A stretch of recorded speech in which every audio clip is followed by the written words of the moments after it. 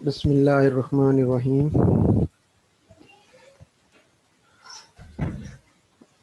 अच्छा बेटा, कल अपने SN1 जो रिएक्शन मैकेनिज्म है वो स्टार्ट किया था। तो उसमें हल्का सा उसको रिवाइज कर लेते हैं, कुछ उसमें एक दो पॉइंट लास्ट में रह गए थे और फिर हम दूसरे जो है ना वो स्टार्ट करते हैं। इसको हमने नाम दिया था जी nucleophilic substitution unimolecular action. Unimolecular इसलिए कि इसका जो रेट डिटर्मिनिंग स्टेप था उसमें एक मॉलिक्यूल इन्वॉल्व होता है, इसलिए इसको यूनिमॉलिक्यूलर कहा था। फिर हमने बात की थी कि ये दो स्टेप्स के अंदर रिएक्शन जो है वो कवर होता है। उसमें पहला स्टेप जो है वो आयनाइजेशन का है और स्लो स्टेप है। दूसरा स्टेप जो है वो प्रोडक्ट फार्मेशन का होता है, अटैक ऑफ न्यूक्लियोफाइल का होता है और ये फास्ट स्टेप होता है। और रेट डिटरमिनिंग स्टेप के बारे में हमने बात किए थे। जो पहला स्टेप आयनाइजेशन वाला है वो चूंकि स्लो स्टेप है इसलिए वही रेट डिटरमिनिंग स्टेप है। और उसके अंदर चूंकि एक ही मालिक्यूल आपका सबस्टेट का सिर्फ इन्वॉल्व है, इस वजह से इसको हमने यूनिमॉलिक्यूलर रिएक्शन का नाम दिया था। दूसरी हमने बात की थी इसकी काइनेटिक स्टडी के रेट ऑफ रिएक्शन के हवाले से। तो उसमें हमने कहा था चूंकि इस रेट जो डिटर्मिनिंग स्टेप है उसमें सिर्फ सबस्टेट का मॉलिक्यूल इन्वॉल्व है एक ही, और उसकी पावर 1 बनती है, तो इसलिए इस रिएक्शन का जो आर्डर है वो भी फर्स्ट आर्डर रिएक्शन ये बनता है, 1 बनता है। और इसकी जो काइनेटिक्स है वो सिर्फ सबस्टेट की कंसंट्रेशन पे डिपेंड कर रही होती है।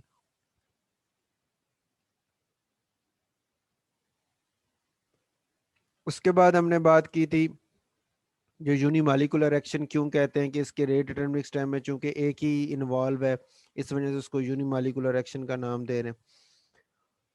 फिर यहाँ पे हमने बात की थी चेंज ऑफ हैबिटाइजेशन, कि उसकी हैबिटाइजेशन में क्या चेंजेस आती हैं।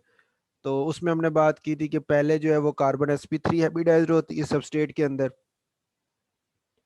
फिर जब उसकी आयनाइजेशन हो जाती है तो कार्बोकैटायन बनता है, तो उस वक्त वो sp2 में कन्वर्ट हो जाती है। और जो कार्बन का तीसरा p ऑर्बिटल जो एम्प्टी है, क्योंकि प्लस है ना, C प्लस का मतलब इसके पास एक इलेक्ट्रॉन की कमी है। तो वो जो तीसरे वाला p ऑर्बिटल है वो अन एम्प्टी शक्ल में p ऑर्बिटल यहाँ इस कार्बन के ऊपर मौजूद होता है। और फिर जो अटैकिंग न्यूक्लियोफाइल आता है वो आके इसी p ऑर्बिटल के ऊपर अटैक करता है। जी जी,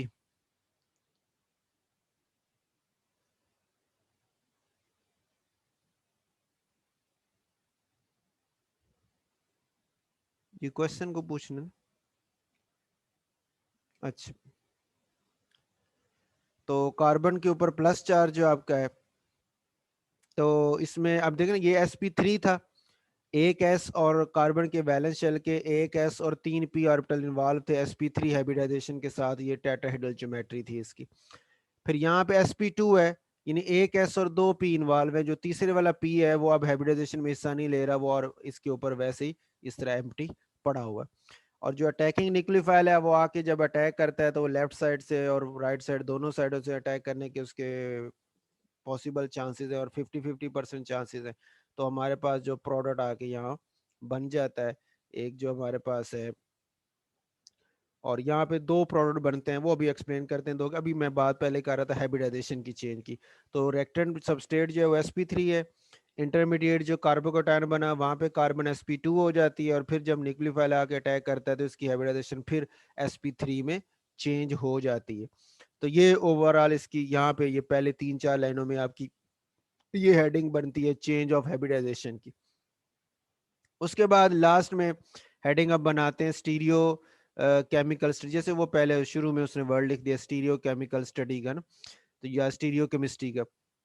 तो स्टीरियो केमिस्ट्री के हवाले से हम बात करते हैं कि चूंकि जो कार्बोकैटायन में p ऑर्बिटल एम्प्टी है, उसके ऊपर जब न्यूक्लियोफाइल आके अटैक करता है तो वो लेफ्ट साइड से और राइट साइड से दोनों साइडों से अटैक करने के उसके चांसेस जो है वो इक्वल है।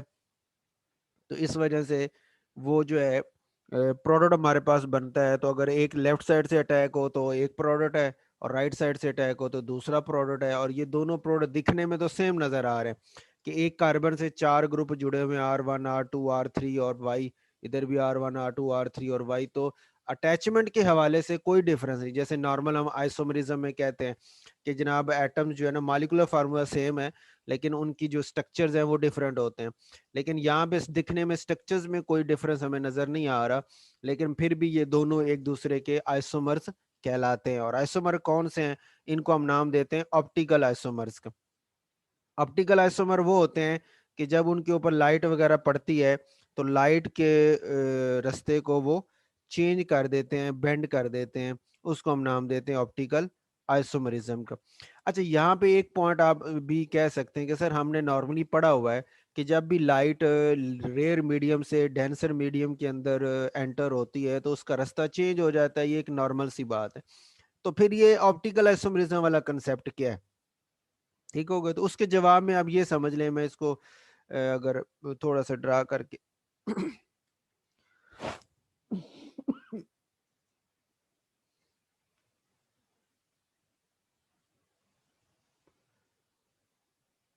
जैसे नॉर्मली आप कहते हैं ना कि ये सपोज करें कि ये आपके पास ना एक ग्लास की प्रिज्म है, ठीक हो, ये ऐसे शो कर ली, ये ग्लास की प्रिज्म है, और इसके ऊपर आपने पढ़ा हुआ है कि ऐसे अगर एक नॉर्मल ड्रा कर लिया जाए, ठीक होगा, तो जब लाइट की रे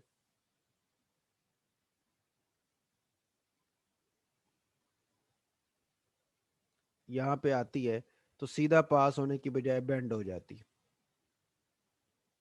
ठीक है, सीधा पास होने की बजाय थोड़ी सी बेंड हो जाती है, और इस तरह यहाँ से जो उसको ऐसे सीधा जाना चाहिए था, यहाँ वो सीधी मूव नहीं कर रही होती। अब ये बेंडिंग को आप नाम देते हैं, इस प्रोसेस को आप नाम देते हैं रिफ्रैक्शन का।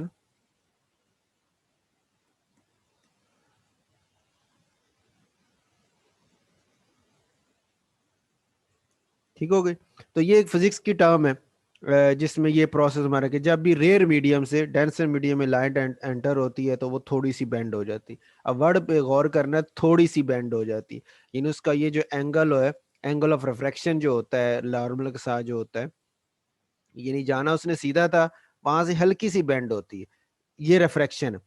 लेकिन जो कंपाउंड होते हैं ना, जो इनको हम ऑप्टिकल एक्टिव कंपाउंड कहते हैं, वो ऐसे हैं कि अगर मिसाल के तौर पर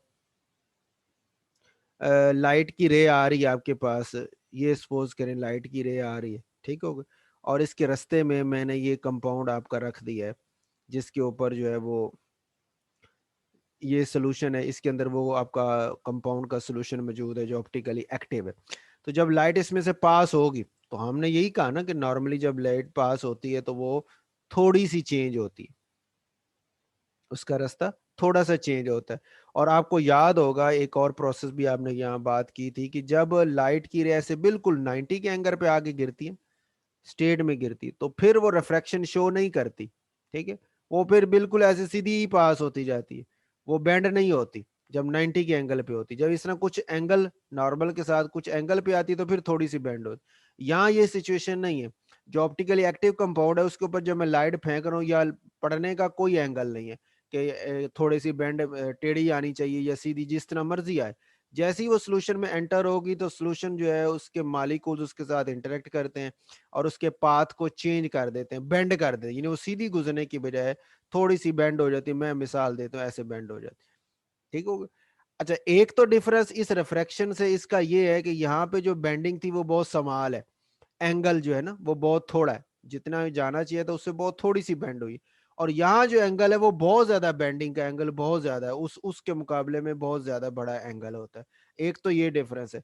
दूसरा डिफरेंस जो भी मैंने बताया कि ये इसके रूल में आता है रिफ्रैक्शन के, कि अगर आपका नॉर्मल के साथ एंगल जीरो बन रहा है, यानी आप नॉर्मल की शक्ल में उस सरफेस के ऊपर आके टकरा रहे हैं, तो आप में रिफ्रैक्शन नहीं होगी, आप सीधे गुजर जाएंगे। लेकिन यहाँ ऐसा नहीं होता, जिधर से मर्जी है जैसे ही टकराएंगे तो वो वहां से आप बेंड हो जाएंगे, रिफ्रैक्शन शो उसके आपके ना जो मालिक्यूल्स अंदर मौजूद हैं वो आने वाली लाइट को बेंड कर देंगे, ठीक हो। इस प्रोसेस को हम बोलते हैं ऑप्टिकल आइसोमरिज्म, कि आने वाली लाइट की रेज के साथ इंटरेक्शन करना और उसको उसके रास्ते से चेंज कर देना, ये ऑप्टिकल आइसोमरिज्म कहलाती है। तो यहाँ पे यही कह रहे हैं कि ये दिखने में सेम है, लेकिन एक मालिक्यूल अगर लाइट को लेफ्ट पे मोड़ रहा है, लेफ्ट आप समझ गए होंगे, थोड़ा सा बेंड नहीं किया, आने वाली लाइट को बिल्कुल लेफ्ट की तरफ घुमा दिया, और यानी 90 के पास पास एंगल उसका जा रहा है। और इधर से दूसरा वाला जो उसने राइट की तरफ उसको घुमा दिए, दोनों आने वाली लाइट को एक दूसरे से अपोजिट टर्न कर रहे हैं। तो इस वजह से इनको कहते हैं कि ये एक दूसरे के ऑप्टिकल आइसोमरिज्म, ऑप्टिकल आइसोमर्स हैं, और इस प्रोसेस को ऑप्टिकल आइसोमरिज्म कहते हैं। इसकी कुछ शराइत भी हैं, कंडीशंस भी हैं, कौन से मालिक्यूल शो करेंगे, कौन से नहीं करेंगे, वो आप स्टीरियोकेमिस्ट्री वाला चैप्टर अगर पढ़ेंगे ना तो उसमें आ जाता है। लेकिन मेरा ख्याल है कि वो शायद आपके ना उसमें सिलेबस में मेरा ख्याल था नहीं था। चलो बाहर चेक कर लेना। अच्छा, बात हम कर रहे थे जी कि ये ऑप्टिकल आइसोमरिज्म वाली बात क्लियर होगी। अच्छा, अब दूसरा पॉइंट यहाँ इसने आखिरी लाइन में लिखा हुआ है, racemic mixture of the product. Racemic mixture हम ये कहते हैं कि एक मालिक्यूल है जो राइट को लेफ्ट पे मोड़ रहा है, दूसरा मालिक्यूल लाइट को राइट पे मोड़, अगर दोनों को मैं 50-50% ले लूं, आधे वो मालिक्यूल हो आधे वो मालिक्यूल हो, और उनका मिक्सचर बना लूं, तो ऐसे मिक्सचर को हम बोलते हैं रेसिमिक मिक्सचर का, कि जिसमें दो अपोजिट लाइट को अपोजिट टर्न करने वाले जो हैं वो इकट्ठे हुए हुए, जो लाइट को अपोजिट टर्न करने वाले हैं वो दोनों इकट्ठे हुए हुए हैं, और इकट्ठे होने की वजह से वो जो है लाइट जो है ना उस पर कोई इतना खास इफेक्ट नहीं करते, लाइट बिल्कुल सीधी गुजर जाती है, क्योंकि आधे मालिक्यूल लेफ्ट आधे राइट वो आपस में कैंसिल हो जाते हैं और लाइट के ऊपर कोई इतना इफेक्ट उनका नहीं हो पाता। तो ऐसे मिक्सर को रेसिमिक मिक्सर कहते हैं।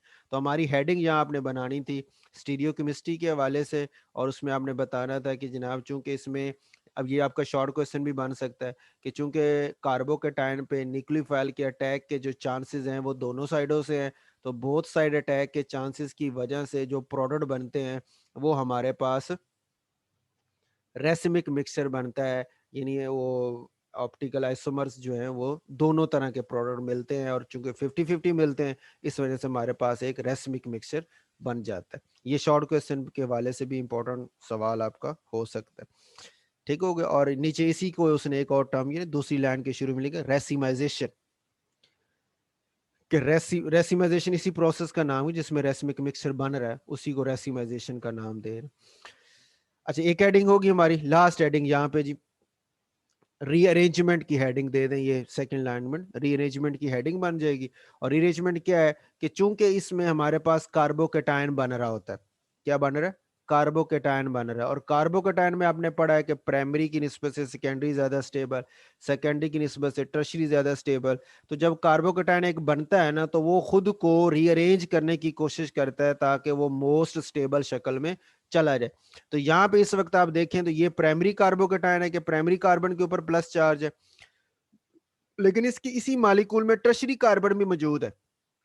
तो ये क्या करेंगे, ये समाल ग्रुप जैसे मिथाइल ग्रुप है ये रीअरेंज हो सकता है, मिथाइल ग्रुप इधर से इधर शिफ्ट हो जाएगा और प्लस चार्ज इस कार्बन के ऊपर आ जाएगा, तो ये टर्शरी कार्बोकेटायन बन जाएगा। ठीक होगा। और उस टर्शरी कार्बोकेटायन जो है उसमें जब आपका वाटर ऐड होगा यानी हाइड्रोलिसिस होगी, या वो आपका सॉरी न्यूक्लियोफाइल, वाटर न्यूक्लियोफाइल के तौर पे एक्ट कर रहा है, तो न्यूक्लियोफाइल आके अटैक करेगा तो इस कार्बन जो टर्शरी कार्बोकेटायन है इसके ऊपर अटैक करेगा, और उसके हवाले से आपका ये प्रोडक्ट इस तरह बन जाता है। ठीक हो गई। तो यानी प्रोडक्ट जो हैलोजन कहाँ पे जुड़ा था, वो CH2 के साथ जुड़ा था प्राइमरी कार्बन, लेकिन प्रोडक्ट उसके हिसाब से नहीं मिला। प्रोडक्ट में हमें जो प्रोडक्ट आया उसमें वो प्राइमरी कार्बो जहां से हैलोजन हटा है उसी के ऊपर आपका न्यूक्लियोफाइल आके नहीं जुड़ा, बल्कि वो रीअरेंजमेंट होके और जगह पे अटैचमेंट हुई है। तो इसलिए हम कह सकते हैं कि कार्बोकेटायन फॉर्मेशन की वजह से रीअरेंजमेंट के चांसेस वहां पे होते हैं, और इस वजह से हमें प्रोडक्ट जो है वो एक से ज्यादा या जो हम एक्सपेक्ट कर रहे होते हैं उससे डिफरेंट प्रोडक्ट मिल सकते हैं। ठीक हो गई। ये आपका जी SN2 वाला सिस्टम मुकम्मल हो गया। उसके बाद हमारे पास है सॉरी SN1 वाला मैकेनिज्म मुकम्मल हो गया। उसके बाद SN2 मैकेनिज्म है। ये दोनों मैंने आपको बताया थे लॉन्ग क्वेश्चन के हवाले से ना इंपॉर्टेंट है, SN2 मैकेनिज्म और SN1 मैकेनिज्म। SN1 क्या है जी, इसको हम नाम देते हैं सब्स्टिट्यूशन न्यूक्लियोफिलिक बाई मालिकुलर। जैसे पीछे हमने बात की थी कि वो यूनिमालिकुलर था, कि एक मालिक्यूल उसका इन्वॉल्व था रेट डिटर्मिनिंग स्टेप के अंदर, और ये है जिसमें ये बाई मालिकुलर है कि जिसमें दो मालिक्यूल इन्वॉल्व हैं रे डिटर्मिनिंग स्टेप के अंदर। ठीक हो गया, तो उसको बाई मालिकुलर का नाम दे रहे।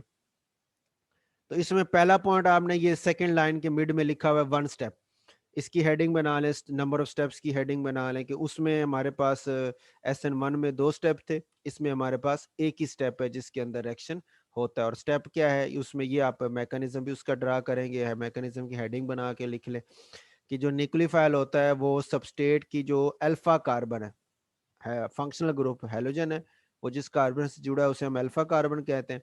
तो अटैकिंग न्यूक्लियोफाइल अल्फा कार्बन के ऊपर अटैक करता है और बैक साइड अटैक होता है। बैक साइड मतलब जिस साइड से हैलोजन ग्रुप जुड़ा हुआ है उसकी अपोजिट साइड से ये अटैक होता है। यहाँ वर्ड लिखे ना, ये चौथी लाइन के मिड में बैक साइड अटैक जो, ठीक होगा। अच्छा, बैक साइड अटैक की वजह से फिर जब ये हैलोजन यहाँ से रिमूव होता है तो हमारे पास जो प्रोडक्ट बनता है वो बिल्कुल उसके अपोजिट बना हुआ है। देखिए ना, OH ग्रुप इस साइड से आया तो OH ग्रुप वाली साइड पे ये सारे मालिक्यूल दूसरे जो एटम्स हैं ग्रुप्स हैं उसी तरह रीअरेंज हो गए। तो इसकी जो आइसोमरिज्म है यानी ऑप्टिकल एक्टिविटी जो अभी पीछे हमने बात की है वो इस आयोडीन वाले से बिल्कुल डिफरेंट होगी कि आयोडीन वाला जो है वो और अरेंजमेंट में और OH जब आगे जुड़ा तो वो उसके बिल्कुल अपोजिट है, उल्टी साइड पे, तो इसकी अरेंजमेंट डिफरेंट है। ठीक हो गया। तो अगर वो लाइट को लेफ्ट पे मोड़ने वाला है तो ये लाइट को राइट पे मोड़ने वाला है, बिल्कुल उसके अपोजिट में जा रहा होता है। अच्छा, जब आपका न्यूक्लियोफाइल आके अटैक करता है इस अल्फा कार्बन के ऊपर, बैक साइड अटैक करता है, तो दरमियान में एक स्टेट बनती है जिसको हम नाम देते हैं ट्रांजिशन स्टेट का। SN1 से इसका ये डिफरेंस भी आ जाता है कि जो उसमें कार्बोकेटाइन बनता है और इसमें हमारे पास जो है वो ट्रांजिशन स्टेट बनती। ट्रांजिशन स्टेट हम किसे कहते हैं? हम कहते हैं किसी भी रिएक्शन के दौरान ये वो स्टेट होती है कि जिसमें पुराने बॉन्ड टूट रहे होते हैं और नए बॉन्ड बन रहे होते हैं at the same time. Simultaneously ये काम चल रहा होता है ना, एट द सेम टाइम चल रहा होता है। इस वजह से फिर उसको नाम देते हैं ट्रांजिशन स्टेट का। ठीक है, ये डॉटेड लाइन से जो शो कर रहा है ना, आई का बॉन्ड डॉटेड लाइन से शो किया कि ये टूट रहा है और OH का बॉन्ड डॉटेड लाइन से शो किया कि ये ऐसा ऐसा बन रहा है। ठीक है, जो फिर हमारे पास प्रोडक्ट आ जाता है और जो लिविंग ग्रुप है वो निकल जाता है। तो एक हेडिंग आपने बना दी इसके मैकेनिज्म में, फिर बैक साइड अटैक का आपने जिक्र कर देना। डायरेक्शन, उसके बाद ये direction is concerted one. Concerted one मतलब ये एक ही बर्तन में एक ही स्टेप के अंदर दोनों मालिक्यूल्स आपस में रिएक्शन करते हैं और प्रोडक्ट बन जाता है। जिस तरह SN1 था वो इसके अपोजिट था कि उसमें पहले स्टेप में कार्बोकेटाइन बना था और फिर दूसरे स्टेप में न्यूक्लियोफाइल ने आके कार्बोकेटाइन पे अटैक किया था। लेकिन इस मैकेनिज्म में जो आपका अटैकिंग न्यूक्लियोफाइल है वो डायरेक्ट सबस्ट्रेट के ऊपर आके अटैक करता है और उसको ट्रांजिशन स्टेट के थ्रू मूव करते हुए प्रोडक्ट तक ले जाता है। ठीक हो गया जी, एक पॉइंट तो ये हो गया जी। उसके बाद नेक्स्ट आपने बात कर ट्रांजिशन स्टेट की, हमने बात कर ली, उसकी हेडिंग आप बना के उसका जिक्र डेफिनेशन कर दें और उसको एक्सप्लेन कर दें थोड़ा सा। उसके बाद hybridisation of central atom, hybridisation की बात कर लें। इसमें भी उसी तरह ये sp3 हाइब्रिडाइजेशन है इस कार्बन की सबस्टेट के अंदर। जब ट्रांजिशन स्टेट बनती है तो ये आपको पता है ट्राइगोनल प्लेनर जो होती है ज्योमेट्री, ये sp2 हाइब्रिडाइजेशन की होती है ना। तो ये sp2 हाइब्रिडाइजेशन में चला जाता है और इसका जो तीसरा p ऑर्बिटल है वो शेयर है, एक तरफ आयोडीन के साथ और एक तरफ OH के साथ। आयोडीन से टूटता जा रहा है, OH से वो बनता जा रहा है। और जब प्रोडक्ट बन जाता है तो फिर ये sp3 हाइब्रिडाइजेशन में चेंज हो जाता है, जैसे पीछे SN1 में भी यही हुआ था कि sp2 फिर sp3 फिर sp2 और फिर एंड पे फिर दोबारा sp3 और ये प्रोडक्ट हमारा फाइनल हो जाता है। ठीक होगा जी। उसके बाद नेक्स्ट हमारे पास इसकी हेडिंग आप बनाएंगे ये बाई मालिकुलर की, कि इसका चूंकि एक ही स्टेप है और एक स्टेप की वजह से ये रेट डिटर्मिनिंग स्टेप भी यही बना हुआ है, ये चाहे स्लो है चाहे फास्ट है, यही रेट डिटर्मिनिंग स्टेप कहलाएगा ना। जब एक से ज्यादा स्टेप होते हैं तो फिर हम देखते हैं कि उनमें से स्लो कौन सा और फास्ट कौन सा और फिर उसके हिसाब से चेक करते हैं रेट डिटर्मिनिंग स्टेप कौन सा है। लेकिन जब हो ही एक ही स्टेप तो फिर वही आपका रेट डिटर्मिनिंग स्टेप बन जाता है। तो ये एक ही है, रेट डिटर्मिनिंग स्टेप भी यही हो गया। इसी वजह से इसमें कितने मालिक्यूल इन्वॉल्व है? दो मालिक्यूल, न्यूक्लियोफाइल भी इन्वॉल्व है और सबस्ट्रेट भी इन्वॉल्व है, इस वजह से इसको बाई मालिकुलर का नाम देते हैं। और इसकी अगर आप काइनेटिक्स की हेडिंग दे के उसके नीचे लिखेंगे तो आप कहेंगे कि जो रेट है वो सबस्टेट की कंसंट्रेशन पे भी डिपेंड कर रहा है और न्यूक्लियोफाइल के ऊपर भी डिपेंड कर रहा है। तो दोनों की पावर 1 और 1 को प्लस करूँ तो 2 हो गया। तो हम कहेंगे ये जो रिएक्शन है इसका आर्डर जो है वो 2 है, ये सेकेंड ऑर्डर रिएक्शन है, ये सेकेंड ऑर्डर काइनेटिक्स इसकी बनती है कि रेट ऑफ रिएक्शन जो है वो दो स्पीशीज की कंसंट्रेशन पे डिपेंड कर रहा होता है। ठीक हो गई। इसी में एक और हेडिंग आप दे सकते हैं, स्यूडो फर्स्ट ऑर्डर रिएक्शन की। स्यूडो फर्स्ट ऑर्डर हम ये कहते हैं कि दिखने में तो दोनों चीजें दो है दिखने में दो रिएक्टेंट इन्वॉल्व है, लेकिन दोनों में से एक आपने एक्सेस के तौर पे ले लिया है, यानी सॉल्वेंट है इन दोनों में, ये आपका सबस्ट्रेट मॉलिक्यूल है और जो आपका न्यूक्लियोफाइल है वो आपका सॉल्वेंट भी है। तो फिर सॉल्वेंट जो होता है वो एक्सेस में होता है, तो जब चीज एक एक्सेस में आ जाए ना, तो फिर हम कहते हैं जो रेट होता है ना, वो एक्सेस वाले के ऊपर डिपेंड नहीं कर रहा होता, वो सिर्फ फिर उसी की कंसिडरेशन पे डिपेंड कर रहा होता है जो लिमिटेड अमाउंट में होता है। पॉइंट समझ आ, इसको मैं ऐसे भी मिसाल दे सकता हूँ। सपोज करें इसके 10 मालिक्यूल है, ठीक हो गए, और इसके मैंने वहां रख दिए 1000 मालिक्यूल, तो 10 के साथ 10 ने रिएक्शन करना है, ठीक होगा, और प्रोडक्ट में चले जाना है। तो मैं 1000 रख दूं तो आप कहेंगे सर 1000 का क्या फर्क पड़ेगा, वो 10 ने तो रिएक्शन करना है। मैं 1000 से 2000 कर दूं, आपके सर कोई फर्क नहीं पड़ेगा, 10 ने रिएक्शन करना है, वो पहले ही उससे रिएक्शन कर रहे थे, और पहले ही 10 आपके जो मालिकूल थे वो जितने चाहिए उससे बहुत ज्यादा थे, तो ऊपर जितनी मर्जी उसकी कंसंट्रेशन बढ़ाते जाए रेट पे फर्क नहीं पड़ेगा। लेकिन इसके मालिकूल जो 10 हैं, 10 को मैं 50 कर दूं, 100 कर दूं, तो आप कहेंगे सर अब ज्यादा मालिकूल होंगे, तो इनका इंटरेक्शन की वजह से ज्यादा प्रोडक्ट बनेगा और रेट, इसका रेट जो है वो ज्यादा हो जाएगा। तो इस वजह से जब आपका रिएक्टेंट्स में से दिखने में दो रिएक्टेंट मौजूद हों, लेकिन उन दोनों में से एक जो है वो एक्सेस में हो, तो फिर हम उसको बोलते हैं कि जो रेट ऑफ रिएक्शन है वो एक्सेस वाले पे तो डिपेंड कर नहीं रहा, सिर्फ वो उस पे डिपेंड कर रहा है जो थोड़ी अमाउंट में है। ठीक हो गया, तो उस रिएक्शन का फिर जो आर्डर होता है वो फर्स्ट आर्डर हो जाता है, कि दिखने में दो मालिक्यूल वहां मौजूद है, लेकिन रेट जो उसका है वो सिर्फ एक के ऊपर ही डिपेंड कर रहा है, तो वो फर्स्ट आर्डर काइनेटिक्स उसकी बन जाती है। तो ना मैकेनिज्म, ये दूसरी लाइन में लिखा, mechanism may still be by molecular है, कि दो मालिक्यूल इन्वॉल्व है ना रिएक्शन के अंदर, है बाई मालिकुलर ही, लेकिन उसकी जो काइनेटिक्स है वो फर्स्ट ऑर्डर है, कि जो एक्सेस वाला है उसको हमने रेट में से निकाल दिया। ऐसे रिएक्शन को हम बोलते हैं स्यूडो फर्स्ट ऑर्डर। स्यूडो का आपने वर्ड सुना हुआ है, इसका मतलब फाल्स होता है ना, कि फाल्स फर्स्ट ऑर्डर है, कि दिखने में तो फर्स्ट ऑर्डर नहीं नजर आ रहा क्योंकि दो मालिक्यूल इन्वॉल्व है, लेकिन हकीकत में वो फर्स्ट ऑर्डर ही है, क्योंकि उनमें से एक जो है वो एक्सेस में। ठीक हो गई। उसके बाद इसकी भी stereo chemical study, stereo chemistry के हवाले से हम बात करते हैं। जैसे वहां बात की थी बिल्कुल उसी तरह की बात मिलती जुलती यहाँ पे भी है। उसमें हमने कहा था ना, SN ये था, जो SN1 था, इसमें हमने कहा था कि जो कार्बोकैटायन है उसमें अटैक के दोनों तरफ से चांसेस हैं, तो 50% इधर से 50% इसलिए आधे मालिकूल उसी स्टीरियो केमिस्ट्री पे आते हैं, जिस उसी ओरिएंटेशन पे आते हैं या कन्फिग्रेशन पे आते हैं जिस पे सबस्ट्रेट होता है, और आधे मालिकूल उसके अपोजिट कन्फिग्रेशन पे आते हैं, और हमें एक रेसिमिक मिक्सचर ही मिलता है हमेशा। ठीक हो गया। लेकिन जब हम SN2 की बात करते हैं तो इसमें हम कहते हैं कि यहाँ पे हमारे पास, चूंकि ये जो अटैकिंग न्यूक्लियोफाइल है ये अटैक कर रहा है बैक साइड से, इधर सामने से अटैक के तो चांसेस ही नहीं है, जिधर लिविंग ग्रुप है उस साइड से अटैक के तो चांसेस ही नहीं है, उसने हमेशा बैक साइड से अटैक करना है। तो बैक साइड से अटैक करने का मतलब ये है कि जब भी ये आपका अटैक होगा, तो जो प्रोडक्ट होगा उसकी जो कन्फिग्रेशन होगी वो इस सबस्ट्रेट के बिल्कुल अपोजिट होगी। तो इसका मतलब ये कि SN2 रिएक्शन में हमें जो है 100% इन्वर्जन, इन्वर्ट, इन्वर्ट होता है ना वर्ड, INVERT, इन्वर्ट, उल्ट देना, तो वहां से निकला हुआ इन्वर्जन, कि 100% जो मालिक्यूल सबस्ट्रेट के होंगे उनकी कन्फिग्रेशन जो होगी वो उल्ट जाएगी, रिवर्स हो जाएगी सबस्ट्रेट अपनी ओरिजिनल से। ठीक होगा। तो यहाँ पे हम कहते हैं जी कि SN2 जो रिएक्शन है उसकी स्टीरियोकेमिस्ट्री में बात करते हैं कि हमारे मालिक्यूल जो होगा, प्रोडक्ट होगा, वो 100% इन्वर्ट हो जाता है। हाँ, लेकिन अगर अगर मैं ये सबस्ट्रेट एक्सेस कर दूं, ज्यादा कर दूं, ठीक होगा, तो जितने मालिक ये न्यूक्लियोफाइल होंगे वो अटैक करेगा तो वो तो उसको उल्टा देगा, लेकिन आधे मालिक्यूल उल्ट जाएंगे, जो जिनसे रिएक्शन हो गया वो तो उल्ट गए, तो जिनसे रिएक्शन ना हुआ वो तो पुरानी शक्ल में ही रहेंगे ना।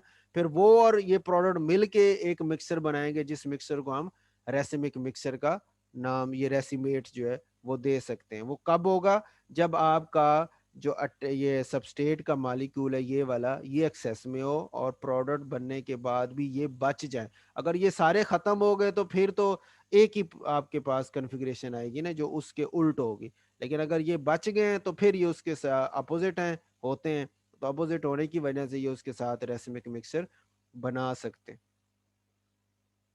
ठीक हो गई।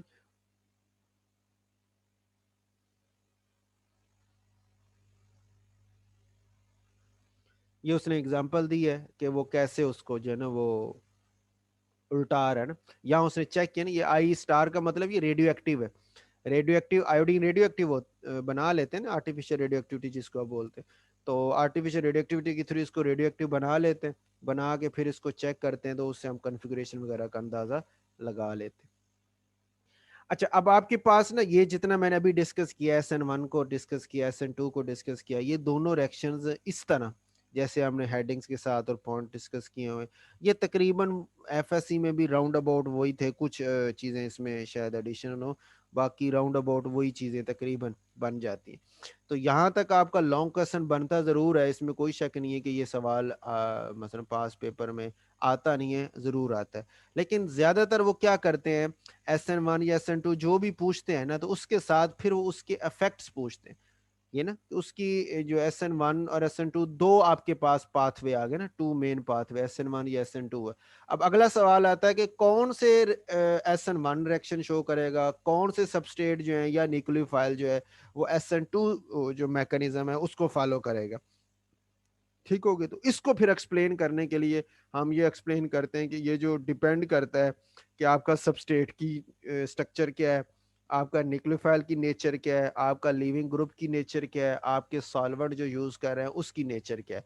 तो ये चार फैक्टर्स हैं जो डिसाइड करते हैं कि इस जो आपने न्यूक्लियोफाइल और सबस्ट्रेट को मिक्स किया है, तो इन्होंने SN1 मैकेनिज्म को फॉलो करना है या SN2 को करना है। ये चार फैक्टर डिसाइड करते हैं। तो ज्यादातर आपके पेपर में जो लॉन्ग क्वेश्चन आता है वो इसके ऊपर आता है कि जो फैक्टर्स हैं मुख्तलिफ जो SN1 और SN2 को डिसाइड करते हैं उनको आप एक्सप्लेन कर दें।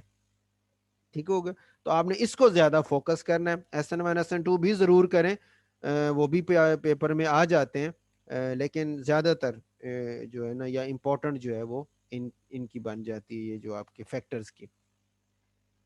उसमें पहला है जी इफेक्ट ऑफ सबस्ट्रेट का ना। इस पूरे मैं अब ना पैराग्राफ को एक्सप्लेन कर दूंगा, और उसके अंदर जो मेन पॉइंट है सिर्फ उसको आपको ना यहाँ आप चाहे कोने पे उसके ना पॉइंट बना लें या हेडिंग बना लें कि इस पैराग्राफ में किस चीज़ की बात हुई हुई है। तो उसी चीज़ को आप फिर ज़रूरी नहीं आप पेपर में ऐसी पूरी तरह लिखें, इन्होंने समझाने के लिए उसको ज़रा एक्सप्लेन करने के चक्रों में ज़रा लम्बा चौड़ा किया होता है, लेकिन आप जब आंसर लिखेंगे तो आप इसी को अपने लफ्ज़ों में समराइज करके लिख सकते हैं। तो ये जो पहला पैराग्राफ है इसमें वो उसने बात की है कि जो SN1 आपका होता है ना मैकेनिज्म है, वो टर्शरी कार्बोकेटाइन फॉलो, टर्शरी जो अल्काइल हैलाइड है वो ये फॉलो करते हैं। ठीक है, इस पहले पैराग्राफ में क्या डिस्कशन हुई है कि जो टर्शरी कार्बोकेटाइन है वो SN1 मैकेनिज्म जो है उसको फॉलो करते हैं। क्यों फॉलो करते हैं उसमें हम बात कर चुके हैं पहले। SN1 मैकेनिज्म में कि उसमें कार्बोकेटाइन बनता था, उसका पहला जो स्टेप था, अगर आपके सामने बुक है ना तो बुक में देखें ना जो पेज नंबर 220 जो है उसके ऊपर एंड पे जो रिएक्शन दो स्टेप्स दिए हुए हैं, तो पहला जो स्टेप है स्लो वाला जिसे लिखा हुआ है उसमें कार्बोकेटाइन हमारे पास बना है। तो अब कार्बोकेटाइन जहाँ बनता है तो फिर हम वहां देखते हैं कि जो जिसका कार्बोकेटाइन स्टेबल होगा वही कार्बोकेटाइन आसानी से बनाएगा ना, और आयोनाइज होके उसमें चला जाएगा। फॉलो करें ना बात कुछ। तो वो अब उसमें हमने ये भी आपने बेसिक कंसेप्ट वाले चैप्टर में डिस्कस किया होगा, ये उसने ऑर्डर भी नीचे ये सेकंड लास्ट लाइन में लिखा हुआ है कि tertiary carbocation very very stable है एज कम्पेयर टू सेकेंडरी, वो ज्यादा स्टेबल है प्राइमरी से, वो ज्यादा स्टेबल है मिथाइल से। तो इसका मतलब ये कि टर्शरी जो कार्बोकेटाइंस हैं, टर्शरी जो सबस्टेट हैं, वो मालिक्यूल जिनमें टर्शरी कार्बोकेटाइन बनता है, वो बड़ी इजीली SN1 मैकेनिज्म जो है उसको फॉलो करेंगे बानिस्बत SN2 के। ठीक हो गया, या इस तरह कह लें कि SN1 मैकेनिज्म जो है वो टर्शरी सबस्ट्रेट से फॉलो किया जाएगा, सेकेंडरी या प्राइमरी जो है उसको फॉलो नहीं करते। प्राइमरी तो ऑलमोस्ट बिल्कुल नहीं करते, प्राइमरी SN1 को बिल्कुल नहीं करते, और टर्शरी SN1 को ही करते हैं, SN2 को वो नहीं कर सकते। ठीक हो गई। और जो रहेगी बात सेकेंडरी वाली, तो सेकेंडरी में कुछ कंडीशंस उनकी स्ट्रक्चर्स के हवाले से थोड़ा बहुत हो सकता है, वो कभी SN1 में भी चले जाते हैं, कभी SN2 में भी चले जाते हैं, लेकिन वो भी ज्यादातर SN2 को ही फॉलो करते हैं। जो सेकेंडरी हैं वो भी ज्यादातर SN2 को ही फॉलो करते हैं, बहुत कम होता है कि वो SN1 की तरफ जाएं, लेकिन जाते दोनों की तरफ ही हैं। ठीक हो गए। अच्छा, अब अगर आपसे सवाल पूछा जाए कि जनाब टर्शरी जो अल्काइल हैलाइड्स हैं वो SN1 मैकेनिज्म क्यों शो करते हैं, तो उसके जवाब में फिर आप ये लिखेंगे कि जनाब टर्शरी SN1 मैकेनिज्म का जो पहला स्टेप है आयोनाइजेशन का, उसमें कार्बोकेटायन बनता है।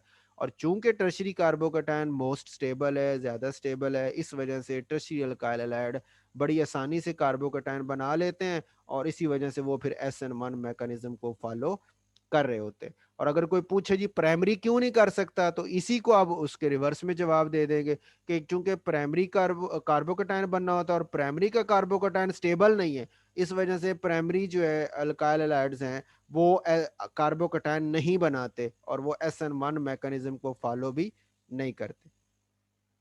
ये जो आपका सेकंड पैराग्राफ है उसमें उसने बात की कि जो प्राइमरी अल्काइल हैलाइड्स हैं वो SN2 मैकेनिज्म को फॉलो करते, ठीक हो गया, और टर्शरी नहीं करते। और उसमें हम फिर वही एक्सप्लेन करते हैं जैसे अभी पीछे हमने बात की, पिछले पेज पे देखे ना, टू पेज पे जो मैकेनिज्म अभी हमने कहा कि SN2 मैकेनिज्म वो था जिसमें बैक साइड अटैक हुआ था, ठीक हो, कि उसने न्यूक्लियोफाइल ने आके बैक साइड से अटैक किया था। मैं इस तरह से भी शो कर देता हूँ, जैसे ना ये इसने बैक साइड से अटैक किया था ना, अगर यहाँ पे ये तीन हाइड्रोजने हैं, तो प्राइमरी अल्काइलाइड वो होता है जिसके ऊपर कार्बन के ऊपर ना हाइड्रोजन जुड़ी होती है, मतलब छोटे छोटे एटम जुड़े हुए हैं, तो बैक साइड से अटैक करना आसान है। लेकिन जब यहाँ पे टर्शरी कार्बोकेटायन अगर ये हो, तो ये भी बड़ा सा ग्रुप हो, ये भी बड़ा सा ग्रुप हो, तीनों बड़े बड़े ग्रुप हो, तो ये सारी जगह इन्होंने घेर ली होगी बैक साइड पे, तो फिर इसके लिए इस न्यूक्लियोफाइल के लिए आके बैक साइड अटैक करना मुश्किल हो जाएगा, तो वो फिर SN2 मैकेनिज्म को फॉलो नहीं कर सकेगा। तो वो यही बात उसने यहाँ की है कि जनाब जो प्राइमरी अल्काइल हैलाइड्स हैं, चूंकि उसमें बैक साइड अटैक पॉसिबल होता है कि उसके ऊपर बड़े बड़े ग्रुप नहीं लगे हुए अल्फा कार्बन के ऊपर ना, तो इस वजह से वहां पे हमारे लिए SN2 को फॉलो करना आसान है। लेकिन जो टर्शरी अल्काइल हैलाइड्स होते हैं उसमें चूंकि अल्फा कार्बन के ऊपर बड़े बड़े ग्रुप लगे हुए हैं, बल्कि ग्रुप लगे हुए हैं, तो बल्कि ग्रुप लगे होने की वजह से उन पे बैक साइड अटैक पॉसिबल नहीं रहता, इस वजह से वो SN2 मैकेनिज्म को टर्शरी वाले जो हैं वो फॉलो नहीं करते। उसके बाद जो थर्ड पैराग्राफ है इसमें उसने बात की है जी, ये तीसरे वाले में ना, कि जो सेकेंडरी है वो SN2 और SN1 दोनों को फॉलो करते हैं, लेकिन ज्यादातर SN2 को चलाते हैं, ठीक हो गया। और दूसरे नंबर पे बस ये एक बात ये होगी, यहाँ तक ना मैं इसको ये जनरली से लेके ये SN2 मैकेनिज्म है ना चौथी लाइन के मिड तक, यहाँ तक ये बात की है कि SN जो सेकेंडरी अल्काइलाइड है वो SN2 और 1 दोनों शो करते हैं, लेकिन मोस्टली SN2 को फॉलो करते हैं। और ये जो लास्ट वाला आखिरी जो तीन लाइन है उसमें उसने बात की है कि अगर कार्बोकेटाइन की को कंडीशंस जो है सूटेबल ना मिले, कार्बोकेटाइन बन तो जाए लेकिन कार्बोकेटाइन के लिए कंडीशन सूटेबल ना हो, तो वो फिर एलिमिनेशन रिएक्शन की तरफ चला जाता है, मतलब साइड रिएक्शन हो जाता है। तो अगर आपसे पूछा जाए कि सब्स्टिट्यूशन रिएक्शन के साथ साइड रिएक्शन कौन सा है, तो आप कह सकते हैं कि सब्स्टिट्यूशन रिएक्शन जो हैं उनके साथ साइड रिएक्शन में एलिमिनेशन का रिएक्शन हो सकता है जिसमें एल्कीन्स बन जाती है ना। तो अगर कंडीशन सब्स्टिट्यूशन को फेवर नहीं करती, तो फिर वो एलिमिनेशन की तरफ मूव कर जाता है। इनकी दोनों की कंपैरिजन भी आगे आ जाएगा, तो इन दोनों की सब्स्टिट्यूशन और एलिमिनेशन की कंडीशंस में ना बड़ा माइन्यूट सा ही फर्क आता है, थोड़ा सा चेंज होता नहीं है, तो वो आप सब्स्टिट्यूशन से एलिमिनेशन की तरफ शिफ्ट हो जाते हैं, ठीक हो गई। अब ये उसी चीज को उसने ना एग्जांपल दी हुई है कि अगर आप रेट कांस्टेंट को कंपेयर करें ना, तो SN1 रिएक्शन जो है वो increase by a factor of 10⁶ in changing the substrate from primary to tertiary, कि जब आप प्राइमरी से टर्शरी जाते हैं तो प्राइमरी का रेट ऑफ रिएक्शन जो भी हो टर्शरी का उससे 1 मिलियन टाइम ज्यादा रेट हो जाता है SN1 मैकेनिज्म में, ठीक है। इसी तरह रेट कट SN2 की बात करें तो वो डिक्रीज हो जाता है जब बड़े ग्रुप्स आके उस पर अटैच होते हैं, जो हमने अभी बात की थी। ये इसमें टेबल में दिया है उसने, वही रेट्स वगैरह को कंपेयर किया एग्जांपल के तौर पे। बार उसके बाद जी थर्ड हमारे पास है न्यूक्लियोफाइल में, इफेक्ट ऑफ न्यूक्लियोफाइल में। तो आज भी आपकी क्लास में ये 40 मिनट वाला उसने लगा दिया है, कभी वो नहीं लगाता तो हम भी घंटा घंटा पढ़ाते रहते हैं, तो जब लग जाता है तो फिर तो 40 मिनट से ऊपर क्लास नहीं जाती। तो अभी भी 7 मिनट है हमारे पास, तो इंशाल्लाह कोशिश करेंगे कि 7 मिनट में ये वाला फैक्टर तीसरे वाला तो हो जाए, बाकी फिर बाद में डिस्कस कर लेंगे। है ये वैसे डिस्कशन इसकी काफ़ी ज़्यादा। पहला इफेक्ट ऑफ न्यूक्लियोफाइल, इसमें जो पहली आपकी बनती है ना, ये पहला पैराग्राफ पूरा ही कह लें ये नई किस्म का, इस पूरे पैराग्राफ में उसने ये बताया कि जो SN1 मैकेनिज्म था ना, SN1 मैकेनिज्म था, वो न्यूक्लियोफाइल के ऊपर डिपेंड नहीं करता। न्यूक्लियोफाइल कमजोर है, स्ट्रॉन्ग है, क्या है, इसके ऊपर SN1 मैकेनिज्म का जो रेट है वो डिपेंड नहीं करता। अगर आप इसको थोड़ा सा एक्सप्लेन कर लें कि वो कैसे क्यों नहीं करता, तो आप कहेंगे कि सर हमने भी पढ़ा था कि जो SN1 है वो 2 स्टेप्स में होता है, और 2 स्टेप्स की वजह से जो पहला स्टेप है उसका वो कार्बोकेटाइन की फॉर्मेशन का है, तो रेट जो आपका था SN1 का वो डिपेंड भी इसी स्टेप के ऊपर कर रहा था। और इस स्टेप में आपको पता है न्यूक्लियोफाइल यहाँ पे हिस्सा नहीं ले रहा है, चूंकि रेट डिटर्मिनिंग स्टेप के अंदर SN1 मैकेनिज्म के रेट डिटर्मिनिंग स्टेप के अंदर न्यूक्लियोफाइल नहीं आया, इस वजह से इस रिएक्शन का जो रेट है वो न्यूक्लियोफाइल की नेचर पे डिपेंड नहीं करता। ठीक हो गया, तो SN1 रिएक्शन आप कह सकते हैं वो न्यूक्लियोफाइल की नेचर के इंडिपेंडेंट होते हैं। एक पॉइंट होगा जी। दूसरा, कुछ बातें इसने यहां लिखी हैं, जैसे SN1 is not affected by changing the nucleophile from this, ये तो हो गया बात।